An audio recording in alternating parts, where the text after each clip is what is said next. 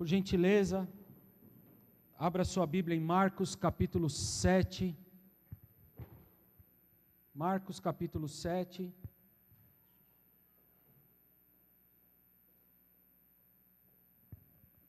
Versículos 24 a 30. Você achou aí na sua Bíblia Marcos capítulo 7? Está armado aí ou não? Levanta sua arma aí. Aê, glória a Deus. É importante nós andarmos armados. Sempre armado. É ou não é? Aí, não. Aí não, pô. Então, eu ando armado sempre, ó. Está aqui a minha arma. Ó. Eu sou a favor de andar armado. Com a Bíblia. Amém? Marcos capítulo 7, versículo 24 a 30. Achou aí? Amém. Glória a Deus.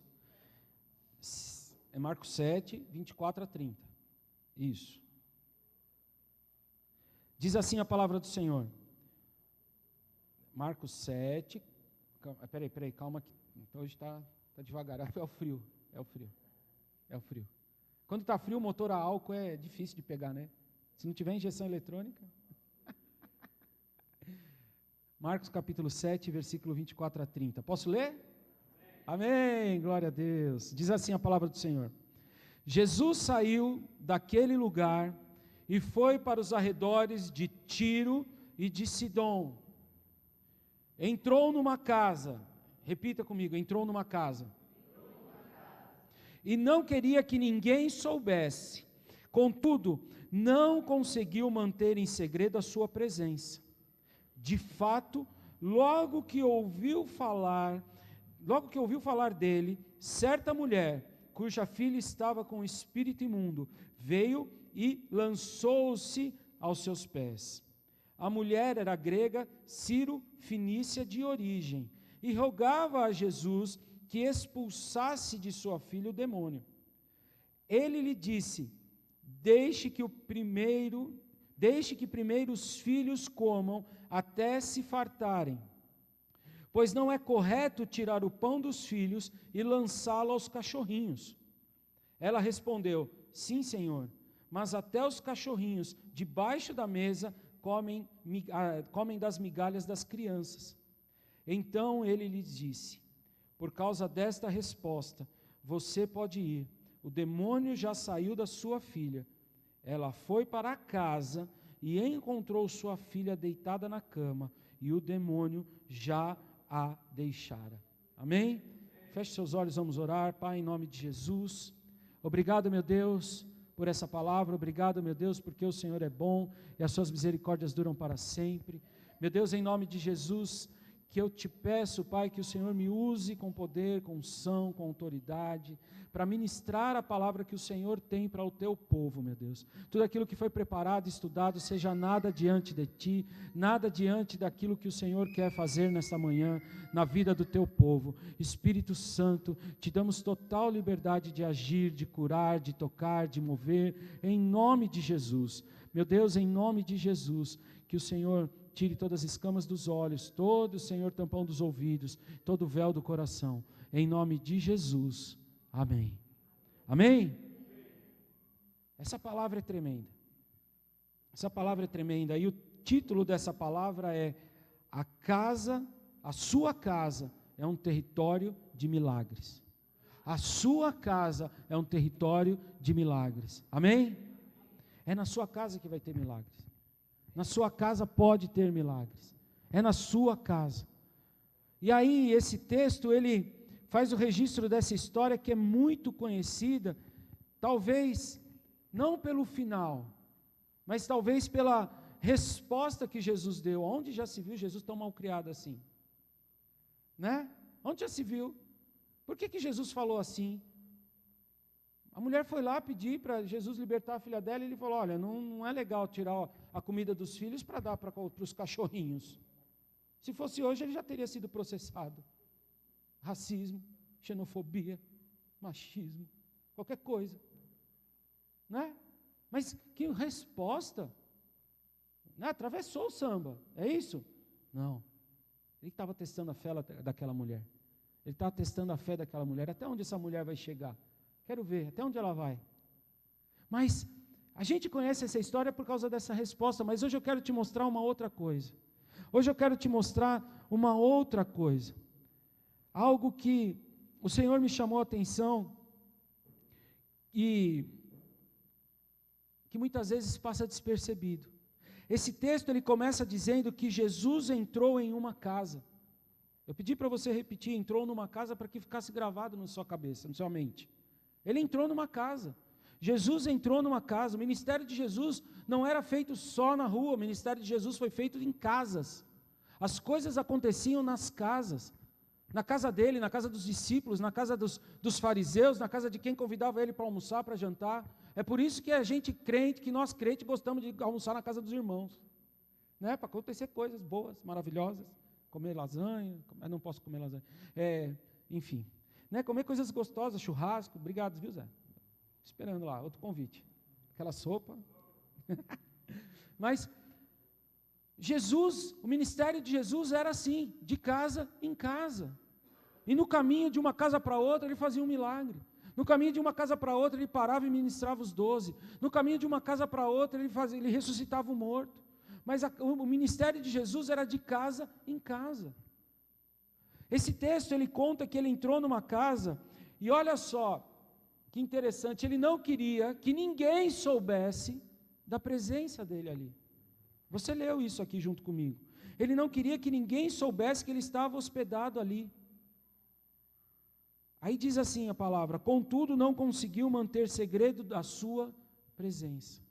Ei! Onde Jesus está, ninguém consegue manter segredo. Onde a presença de Deus está, o negócio fica maravilhoso. Onde a presença de Deus está, o Espírito Santo se move, e quem consegue ficar calado? Quem consegue não perceber a presença de Jesus num lugar? Quando você entra na casa de um servo, quando você entra na casa de uma pessoa que tem Jesus no seu coração, que ora, que lê a Bíblia, que ministra, que você fala assim: meu Deus, essa casa é diferente, tem alguma coisa diferente. Eu não sei se você já teve essa experiência de receber alguém na sua casa e a pessoa falar assim: tem alguma coisa diferente na sua casa. Não sei, uma coisa tão leve, tão gostosa, tão boa. É tão gostoso vir na sua casa. Por quê? Porque Jesus está presente ali. A presença de Jesus, ela não passa despercebido por ninguém. Pegou a primeira já? A sua casa precisa estar cheia da presença de Deus. E ela não vai passar despercebida por ninguém, nem por você, nem pelos seus familiares, e nem por aqueles que te visitam. Amém?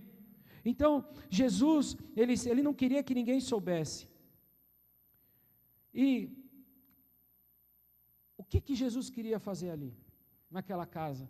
Por que Jesus não queria que ninguém soubesse que ele estava ali naquela casa hospedado? Porque ele queria descansar. Jesus queria descansar? Jesus queria descansar. Jesus era 100% Deus, mas era 100% homem.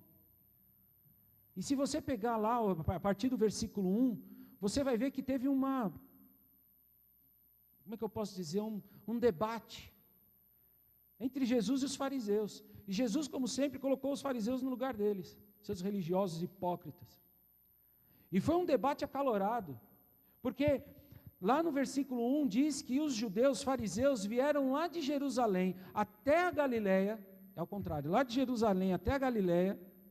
Jerusalém é mais no sul, Galileia é no meio de Israel. Lá de Jerusalém até a Galileia para ver Jesus. Ele queria ver Jesus fazendo as coisas, ele queria ver Jesus, o que ele estava fazendo, eles queriam ver o que Jesus estava falando, o que Jesus estava pregando. Eles queriam ver. De repente, esses fariseus, eles se depararam com a situação de que viram os discípulos de Jesus comendo sem lavar as mãos. Olha que importante. Mega importante. Eles viram os discípulos de Jesus comendo sem lavar as mãos, porque até o lavar as mãos para o judeu é um ritual. Até o lavar as mãos para os judeus é importante na lei deles. E eles começaram a questionar Jesus: por que os seus discípulos estão comendo sem lavar as mãos? E aí foi. E você vai ler lá do versículo 1 até o 23, esse debate. E Jesus falando: olha, o importante não é aquilo que entra, mas é aquilo que sai. Porque o que sai, a fonte é o coração. E se saiu é porque o seu coração está podre. Aí ele fala, seus hipócritas. Os discípulos dele falaram assim, Senhor, o Senhor pegou pesado hoje, hein? O Senhor foi... Eles falam. Lê lá depois na sua casa. Então, Jesus, ele sai desse debate, ele sai dessa perseguição que ele estava sofrendo, e ele quer descansar. Ele saiu da Galiléia e foi para a região de Tiro e Sidom, que fica no Líbano. Hoje é o Líbano. Era fronteira lá no mar Mediterrâneo. Jesus, ele gostava do mar, né? Mar da Galiléia, mar Mediterrâneo, ele gostava da praia. Ele gostava. Quando eu fui para Israel, eu entendi por que ele gostava tanto da Galiléia. Ô lugar bonito. O meu quarto ficou de frente com o mar da Galiléia, que na verdade é um rio, né? Um rio muito grande. Então parece um mar. E o meu quarto ficou de frente com o mar da Galiléia. De manhã o sol nascia na nossa janela. E de tarde o sol se punha lá atrás. Então você imagina, o sol nascendo aqui, na frente da minha janela, e o sol se pondo atrás, com um reflexo assim no mar. Show de bola, lindo. O clima é gostoso. Parece praia mesmo. Por isso que Jesus gostava dali. E aí ele saiu dali e foi descansar num lugar, nessa região de Tiro e Sidom. Ele queria sair do foco da perseguição, ele queria sair do foco da discussão. Ele precisava ter um tempo dele, com os discípulos dele. E nós vemos isso no capítulo 7. O descanso de Jesus não durou muito tempo. Logo, a presença dele foi percebida por uma mulher. E aquela mulher era daquela região. Ela morava ali. Ela era grega, de origem sírio-fenícia. O que significa isso? Os pais dela eram gregos. Provavelmente a mãe dela era grega. Mas ela nasceu lá, naquela região. Então ela era nativa daquela região. Então talvez por ser nativa daquela região, ela conhecia todo mundo que entrava e saía. E aí a presença de Jesus, ela não passou despercebida para aquela mulher. E aí Jesus chega naquela casa, e quando Jesus chega naquela casa, ela vai até Jesus e pede, Jesus, por favor, cure a minha filha, ela está terrivelmente endemoniada. Pense no desespero dessa mulher. Pensa no desespero dessa mulher. Você que é pai, que é mãe. Você que é pai, que é mãe, tem um filho com gripe, já é terrível. Tem um filho com a unha encravada, você já pede oração no grupo da intercessão. É ou não é? É, normal. Perfeitamente normal. Seu filho acordou com remela no zóio. Ai meu Deus, tem que orar. Unge o zóio dele. Aí conjuntivite. Agora imagine essa mulher. Pensa nessa mulher. O quanto ela devia de estar desesperada, o quanto que ela devia de estar sofrendo. O quanto que essa mulher precisava de Jesus. E aí, por causa disso tudo, pelo fato dela ser estrangeira naquela terra, estrangeira, na verdade, para Jesus, ela se lança nos pés de Jesus e pede, Jesus, por favor, faz alguma coisa para minha filha. Provavelmente essa humilhação de se lançar aos pés de um judeu, porque ela não era judia, ela era grega de origem sírio-fenícia. Provavelmente essa humilhação para ela era pouco por aquilo que ela estava passando na vida dela, pela perturbação que ela devia de estar tendo, pela perturbação que ela devia de estar ouvindo no ouvido dela por causa dos vizinhos. Imagina, possivelmente ela devia estar sendo hostilizada, porque a filha dela devia de estar dando muito trabalho. E em nome de Jesus, eu quero profetizar que a sua casa, que na sua família, você terá descanso e você terá paz. O que aquela mulher não tinha, você vai ter em sua casa, em nome de Jesus, sem perturbação, sem perseguição, por causa da presença de Jesus. Diga amém. Amém. Uma atitude de fé. Versículo 25. Versículo 25. Nós vemos que quando aquela mulher soube da presença de Jesus na região de que ela morava, ela não perdeu tempo. Ela morava ali. Ela era dali. Então, quando ela soube da presença de Jesus, ela correu ao encontro dele. Porque ela sabia que só Jesus poderia mudar a história da vida dela, poderia mudar a história da filha dela, poderia mudar a história da casa dela, da família. E aí, ela teve 4 atitudes, aliás, 3 atitudes, mas tem uma quarta também. Enfim, 4 atitudes que fizeram a diferença na história da vida dessa mulher. Essa mulher teve 4 atitudes que fizeram diferença na vida dela. A primeira atitude que fez a diferença, a mulher adorou a Jesus. A mulher adorou a Jesus. Olha lá, de fato, logo que ouviu falar dele, certa mulher, cuja filha estava com o espírito imundo, veio e lançou-se aos pés de Jesus. Isso é adoração. Quando você se lança aos pés de Jesus, você o adora. Você está adorando, você está rendendo adoração. Você está declarando, você está rendido a Ele. Declarando, só o Senhor é meu Senhor. Só o Senhor é Deus na minha vida. Quando você se lança, quando você se prostra, quando a gente está adorando aqui, você tem aquela vontade de se ajoelhar.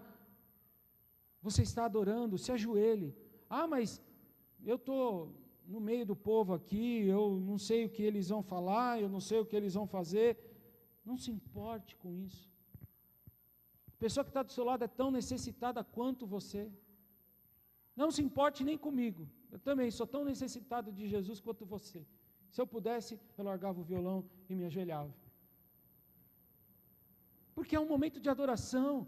E ali a mulher já chegou adorando a Jesus. A mulher já chegou adorando a Jesus. Ela não se preocupou se fulano estava lá, ela não se preocupou se ciclano estava lá, ela não se preocupou se ela era de origem sírio-fenícia, ela não se preocupou se ela era grega, ela não se preocupou se os 12 de Jesus estavam lá ou não. Ela se preocupou somente em adorar ao Senhor. Não se preocupe. Quando você chegar na igreja, se preocupe. Não se preocupe com a parede que está cheia de massa. Não se preocupe com o fio que está aqui. Não se preocupe com nada. Não se preocupe. Se você chegou, já estiver rolando a adoração, não se preocupa nem em cumprimentar muito o seu irmão. Só, oi, bom dia, bom dia, bom dia.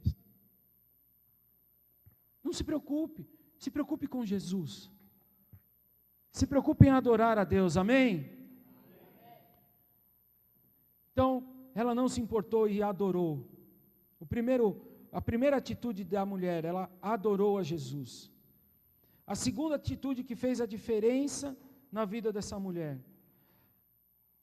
a mulher exerceu fé. A mulher exerceu fé, ela teve fé. Como eu falei, a região em que essa história aconteceu era na região de Tiro e Sidom. É uma região litorânea, lá no mar Mediterrâneo. E lá hoje é o Líbano. E todo mundo sabe que o Líbano é inimigo de Israel. Eles não se dão muito bem. Um é corintiano, outro é palmeirense. Né? Rola essas paradas aí. Então, os caras são inimigos. Desde aquela época já não tinha empatia entre eles. E era essa região. E eu estava procurando na Bíblia se Jesus já tinha alguma outra vez ido até Tiro e Sidom. Eu não encontrei.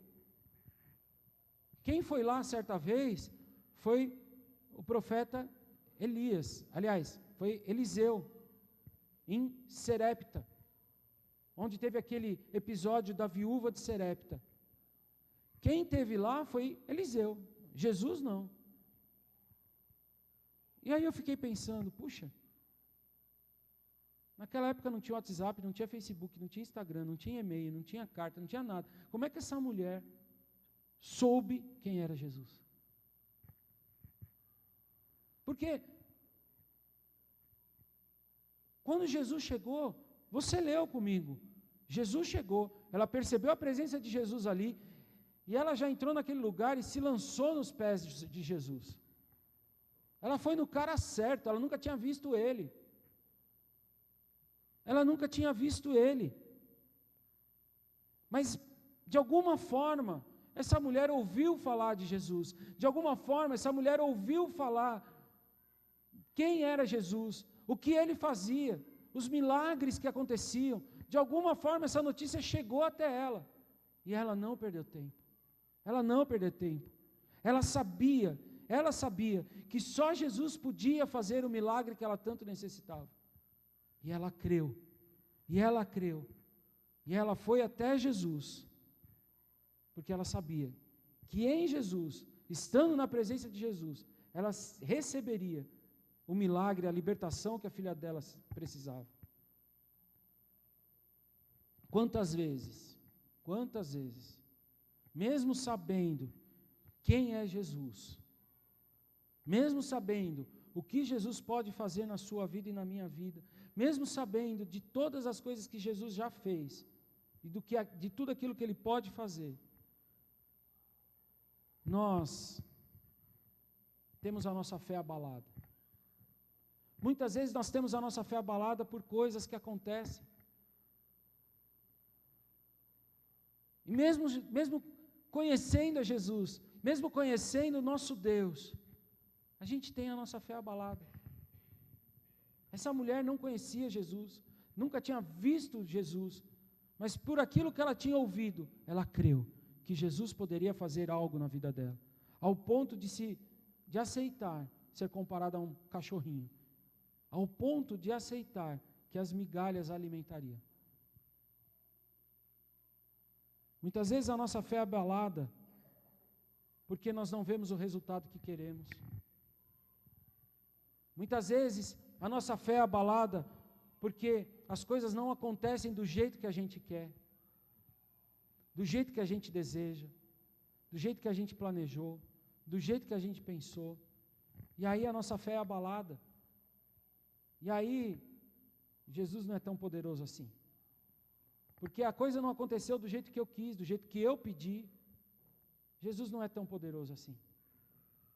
Eu queria que coisas maravilhosas acontecessem para mim, mas elas não aconteceram. Eu queria ter um segundo filho, mas ainda ele não veio. Por isso Jesus não serve?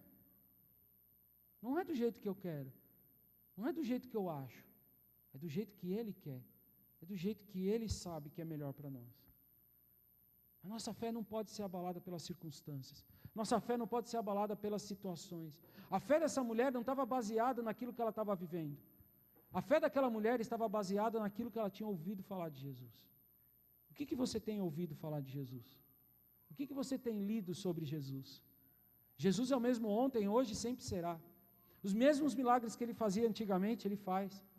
Tem uma música do Fernandinho que fala: Deus de Abraão, Isaac e Jacó é o mesmo ontem e hoje. O que você tem lido sobre Jesus? O que Jesus tem falado ao seu ouvido? É isso que é o importante. É isso que é importante. Então, primeiro ponto, a mulher adorou Jesus. Segunda coisa que fez a diferença na vida dela, ela exerceu fé. O terceiro ponto, ela era uma intercessora. Ela era uma intercessora. Olha só, versículo 26. A mulher era grega, Ciro-fenícia de origem, e rogava a Jesus que expulsasse de sua filha o demônio. Nós precisamos interceder. Certa vez, eu aprendi que, enquanto a gente está orando pelos outros, Deus está trabalhando em nós. Enquanto você está orando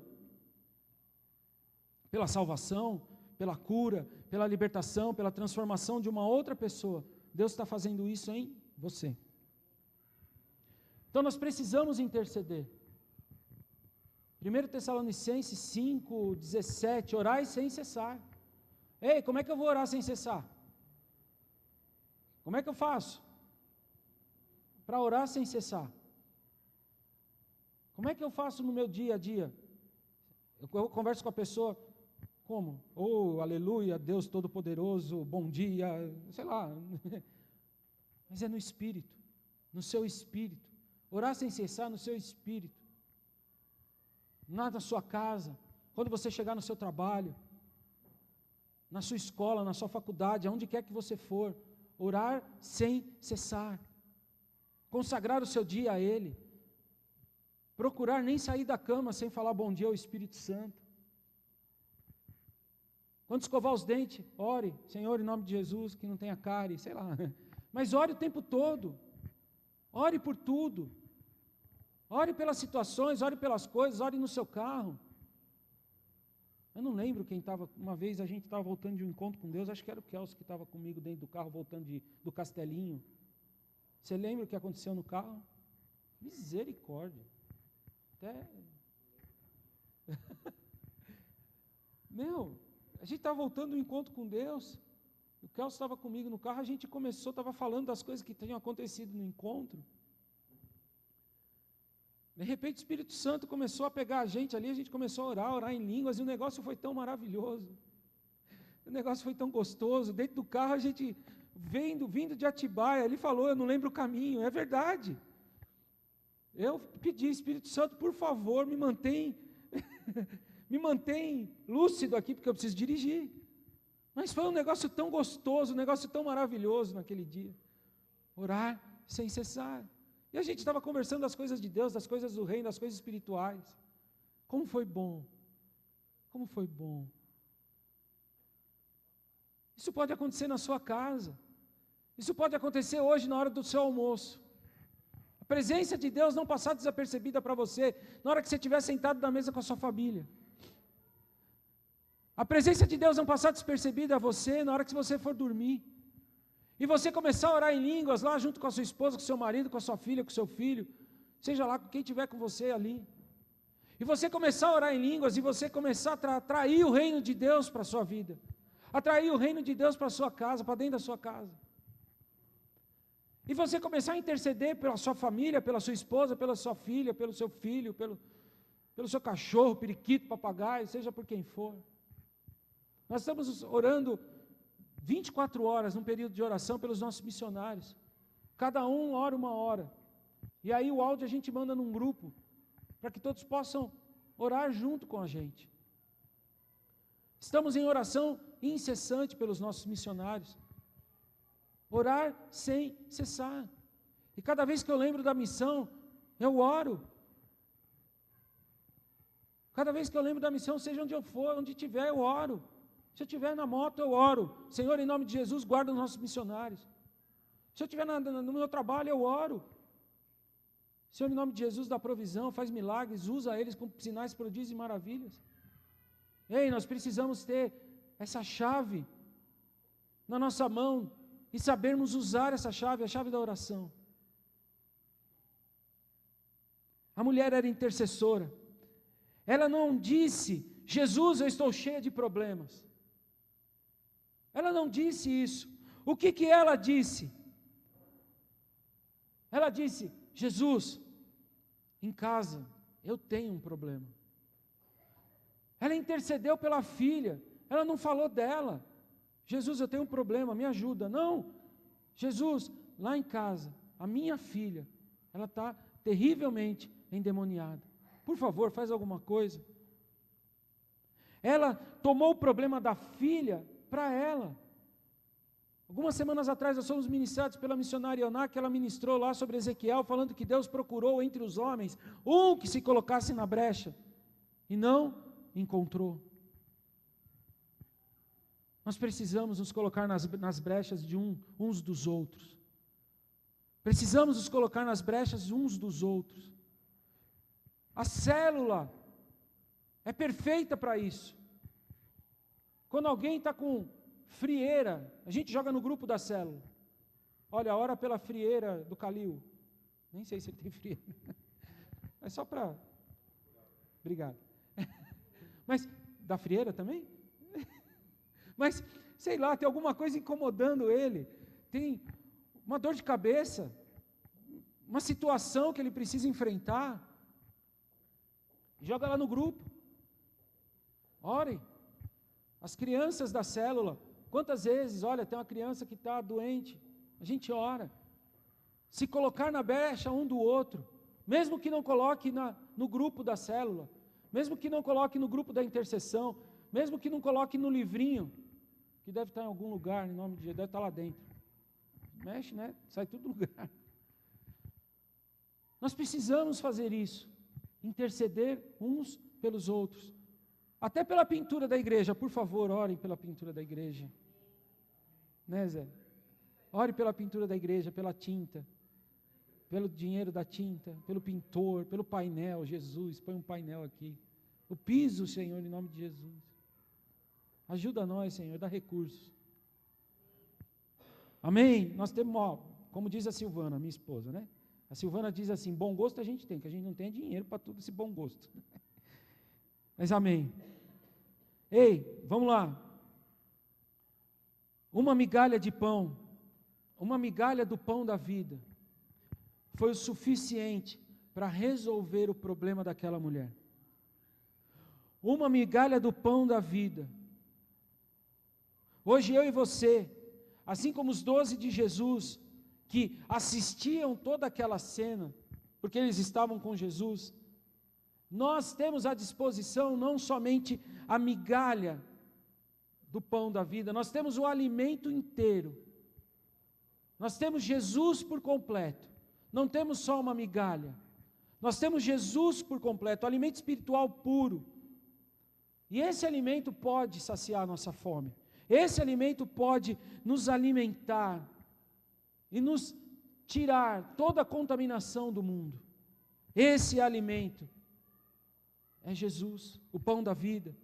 A fé daquela mulher, que sequer tem o seu nome registrado na história, foi admirada por Jesus, e foi o precursor de um milagre. A fé dessa mulher. Quarto e último ponto. A mulher recebeu um decreto, diga amém. Aquela mulher recebeu um decreto de Jesus, versículos 29 e 30. Então, Jesus lhe disse, por causa desta resposta, você pode ir. O demônio já saiu da sua filha. Ela foi para casa. Ela foi para onde? E encontrou a sua filha deitada na cama. E o demônio já a deixara. A Bíblia diz que essa mulher recebeu um decreto do Senhor. Jesus estabeleceu um decreto, pode ir para a sua casa. A sua filha está liberta. Pode ir para a sua casa. O demônio já saiu da sua filha. Isso é um decreto. Jesus decretou isso. Decretou a libertação, decretou a cura. Jesus decretou isso. E quando essa mulher foi para casa, encontrou a sua filha em repouso. Jesus foi para um lugar para repousar. Jesus foi para um lugar para descansar. E só depois que ele fez alguém descansar da sua luta, que ele pôde descansar. É inconcebível a ideia de andarmos com Jesus e não termos o descanso na nossa alma. Não dá, não é uma equação. Não dá para entender como que a gente pode andar com Jesus e viver com a nossa alma estraçalhada, agitada, viver com a nossa alma em frangalhos. Nós precisamos de repouso. O descanso Jesus conquistou na cruz. O verdadeiro Shabat está na cruz. Todas as vezes que a gente sai para o encontro com Deus, a gente ministra o Shabat aqui, porque é um tempo de descanso para o qual nós estamos indo. Quando nós vamos para o encontro com Deus, nós estamos indo para um tempo de descanso, aonde Deus vai fazer todas as coisas, na sua vida e na vida daqueles que ficam. O verdadeiro descanso, o verdadeiro Shabat, foi conquistado na cruz. A gente não precisa parar de trabalhar para descansar. A gente não precisa parar de fazer as coisas para descansar. O descanso foi conquistado por Jesus na cruz. Descanso para a nossa alma, descanso para o nosso espírito. Então, o que está agitando a sua alma? O que está deixando a sua alma estraçalhada? Faça uma revisão. Faça uma revisão na sua vida. Veja o que está deixando a sua alma estraçalhada. O que está fazendo com que a sua alma não descanse? Jesus, ele estava agitado, Jesus estava cansado, por causa de uma perseguição que ele estava sofrendo.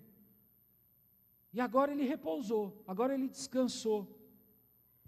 Porque ele fez aquela menina descansar. Ela estava deitada na cama quando a mãe chegou. Lembra? Ela estava deitada na cama. A alma de Jesus repousou. A alma da menina repousou. A mãe repousou. Todas as vezes que Jesus emite um decreto na sua direção, haverá repouso. Diga amém. Eu recebo. Vou refalar de novo e você fala, eu recebo, e dá uma salva de palmas, tá? Está filmando. Ah não, filmando. Todas as vezes que Jesus emite um decreto na sua direção, haverá repouso na sua casa. Aplauda o Senhor. Aleluia. Glória a Deus.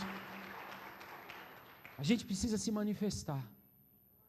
Aquela mulher, quando recebeu esse decreto, creio que ela deva ter se manifestado. Eu não sei se ela falou glória a Deus, eu não sei se ela aplaudiu, eu não sei se ela falou aleluia, mas ela se manifestou. Foi de uma casa aonde Jesus estava para outra casa onde o milagre aconteceu. E não precisou nem Jesus estar lá para o milagre acontecer. De uma casa para outra casa, o poder de Deus se manifestou. Foi de uma casa para outra casa. As nossas casas não ficarão debaixo da opressão. As nossas casas não ficarão debaixo da calamidade. Haverá poder de libertação. O diabo quer usar as ferramentas para entrar nas nossas casas e destruir as nossas famílias. Mas nós ficaremos vigilantes. Nós ficaremos antenados. E não deixaremos a maldição, que a maldição repouse sobre aqueles que amamos. Quem vai repousar somos nós. Quem vai repousar é a nossa família. Quem vai repousar é aqueles que entram na nossa casa. Nós precisamos conhecer o poder de uma libertação na nossa vida. Nós precisamos conhecer esse poder de uma libertação na nossa família, na nossa geografia. E todo o nosso território vai ser sarado pelo poder que há no nome de Jesus. Você pode se colocar em pé, em nome de Jesus. Comece a apresentar a sua casa.